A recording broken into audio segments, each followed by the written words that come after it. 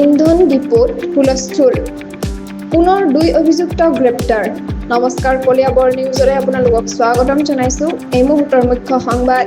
মে 17 তাৰিখে দুলিয়াজানস্থিত BN Singh petrol ডিপোত সংঘটিত হিংসাত্মক ঘটনাৰ অনুসন্ধানত দুলিয়াজান আৰক্ষীয়ে মঙলবাৰে আকৌ 2জন ব্যক্তিক গ্ৰেপ্তাৰ কৰিছে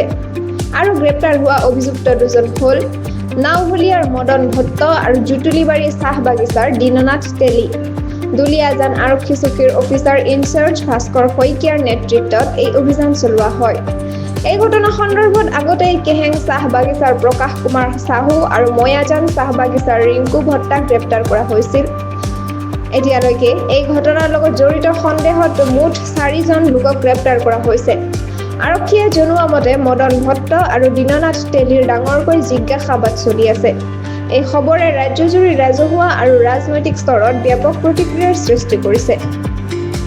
আজিলৈ ইমানেই সংযুক্ত হৈ থাকক অসম নিউজ এক্সপ্ৰেছ চেনেলটোৰ লগত চেনেলটো লাইক কমেণ্ট শ্বেয়াৰ ছাবস্ক্ৰাইব কৰিবলৈ নাপাহৰিব লগতে কাষতে থকা বেল আইকনটো দবাবলৈ নাপাহৰিব ধন্যবাদ